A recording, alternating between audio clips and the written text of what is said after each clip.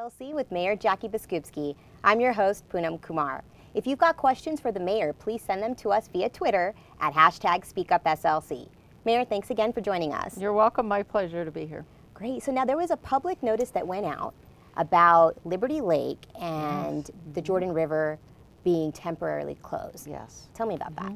So because of the algal bloom that has occurred in our open waters in this valley, we are taking extra precautions to make sure that people don't get sick or their pets don't get sick. So we're asking people to stay out of the Jordan River, to not fish in the Jordan River, don't let your pets go in there, and the same is true for the lake at Liberty Park. We just want to make sure that as we are testing these waters and gathering information, that people aren't being exposed. Okay. And so this algal bloom, it's coming from the Utah lake, right? And what is it like? It's a bacteria, and it can make you sick. Okay. We did lose a pet, I don't know, a year or two ago to this same issue that was much smaller in scale. Okay. And what we know is our weather is ideal for this bacteria to grow. So that's part of our problem. We need a rainstorm, a big one, and a little cooler temperatures, and it would change the whole dynamic. Okay. But there's not a lot of that coming in the near future. And we don't know what the time frame. Right now it's, you know, the Liberty Lake and Jordan River right now, they're closed off to the public, so drinking that water, like you said, dogs can't go and, you know, swim or anything in there. Right. But the next step is what, the EPA is getting involved to test, or? They are doing testing already. We are working very closely with the county and other entities on how we are managing this. It is being managed through emergency management system. And I want people to understand that we are taking extra precautions because we aren't fully aware yet of exactly what we are dealing with. We do know, though, that that bacteria is in the water. It is moving down the river, and we want to make sure that people are safe. Okay. And for young children and families that are going to Liberty Park right now, you know, enjoying the outdoors and the sunshine, there's the Seven Canyons water park, amusement park there. Now, that is not the same source of water. You know, our culinary water is not impacted by this. So what's coming out of your sinks or what is accessed by people in our bathrooms or whatever, that is not the water system that we are talking about. These are safe, we can drink our water. Right, yep. So drink your water, don't worry, and just those two bodies need to be avoided right now. Okay. And the city, like you said, is working on some public education. Now, we have people that are, you know, addressing homelessness and living in these areas along the Jordan River, and my understanding is that the city has reached out to notify these individuals as well too, right? We have done community outreach to those who are experiencing homelessness and live along the Jordan River. We are also doing community outreach to the refugee population, some who fish in the Jordan River, and so we're trying to make sure we talk to everyone. We don't want anyone to become sick because we didn't think about how to do some outreach to a certain population. Okay. And if individuals have questions, or if they're concerned that they're getting a rash or if something's going on, they can call the Utah Department of Health, correct? Yes, and you can access information through SLC Gov as well. Okay, and I've got a phone number here as well too, 385-468-8888, which is also on the screen right now too. So if anybody has questions, they can call that number. Now, now talking about the community, recently you just hosted a ribbon cutting for the Community Connection Center. Yes. What is that? So great. So we are launching our social worker program down in the neighborhood of Pioneer Park and the Road Home Shelter. And that program enables people to access social workers, to get services that are needed, especially for addiction or mental illness. We are working in tandem with the county health program that they have in place, and it's a real first step toward providing access in a much quicker fashion than what's been happening as people get assessments through the road home. And that's a critical step for us. You know, we want to be able to help process the needs of people as quickly as we can and divert them into programs where they can get some help and get back on their feet. Right. And now the actual center is located in the Rio Grande area, right? Yes, it's right on 2nd South and 5th West in that old Spy Hop space. Okay. And we open the doors, the social workers are there. We have more officers doing foot patrol as well. So as people are engaging with our officers and vice versa, we can identify some potential people to send into that connection center for services and try to divert people in a proactive way as well. And you foresee the city creating more spaces like this, whether they're actual centers or spaces for support to the community, but more specific needs, right?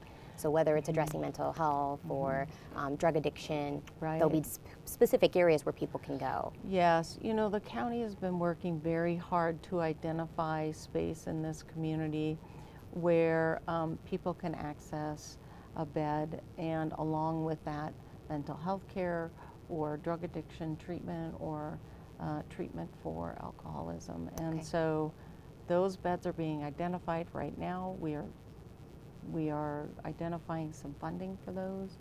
You know, we want to make sure that there's a continuum of care, and this collaborative nature between the city and county is very beneficial.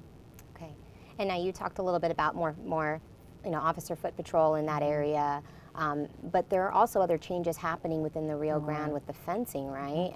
And portable loos. So, you know, we are doing fencing around the road home so that people who are waiting in a line to get a bed are not being preyed upon by drug dealers and people who really don't have a purpose being down there. We're trying to separate that criminal element from those who are really in need. And the other piece to this is we're taking out all the rocks that are down there. There's smaller rocks about the size of your hand that have become weapons. And so we are removing those. We also are taking control of the bathrooms. There'll be permanent bathrooms, but also we have some temporary ones as well. And we will be managing those.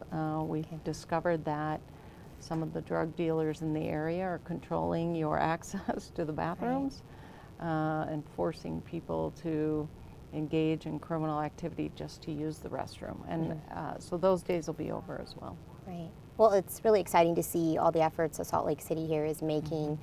We know this is also a national issue, but has affected us very much locally and trying to make some strides in that area.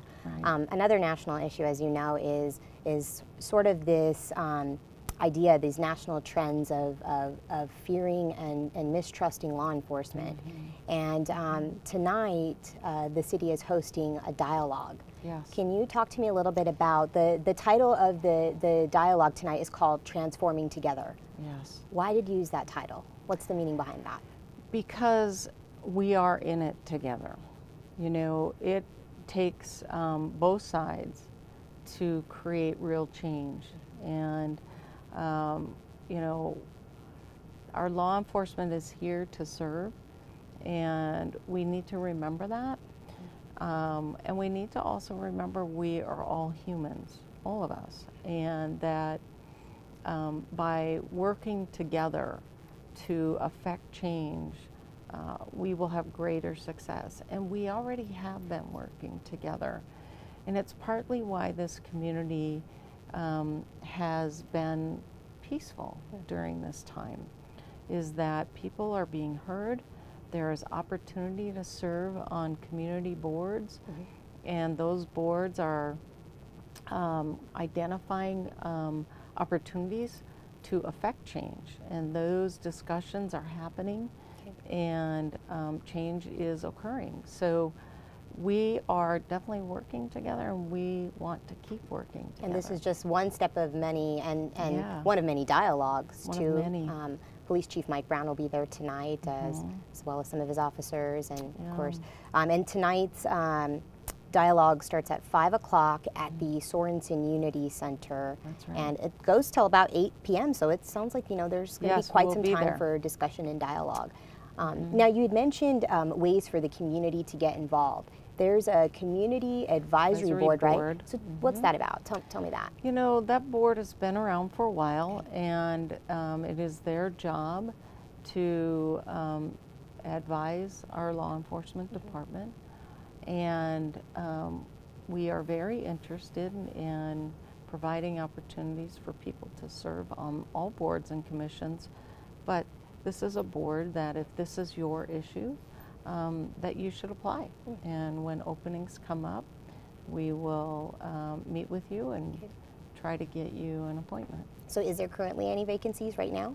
Not that I'm aware of. I think it is filled right now, and applications, though, don't have expiration dates. So if you apply today, that application will stay in a file until we see an opening, and then that file will come to my desk for appointment opportunity. Okay. And for those that are attending tonight's dialogue, what are some topics of discussion that will come up tonight? You know, we want to share with people what de-escalation training even looks like, how it functions. We'll be talking about some of the internal things that we have done. We'll also be covering really, you know, kind of where we are today and the timing of some things in the near future. So, you know, it is important that people realize that in this process, we are being very mindful and thoughtful, and trying to set an example for the entire country of how to get through this difficult dialogue and circumstances that we are living in a very productive way that keeps us all safe. And I think that's a critical issue. Yes. And now the format for this evening is, can you kind of explain a little bit about the format? Is it presentations first and then open dialogue, or is most of the evening dedicated to open dialogue? You know, I think what people will find is that they'll have real opportunity to be engaged in the conversation. And we look forward to that, all of us do. You know, those conversations have been extremely beneficial, and they help us figure out a real path forward that is meaningful. So nobody's trying to stifle anyone. We are setting these up for very long hours intentionally. Right. Yeah. So that's wonderful. So people have an opportunity tonight to ask questions, not only of you, Mayor, but the police chief, and just learning a little bit more about the process itself and talking about strategies, ideas, and change, right? And trainings. And just to understand what trainings are and all of that, so that the perspectives are all shared. Right. Wonderful. Okay, so that again is tonight at 5 p.m. at the Sorensen Unity Center. It's open to the public, and should be a pretty full house tonight. Should be. And speaking of events, it is a full night tonight.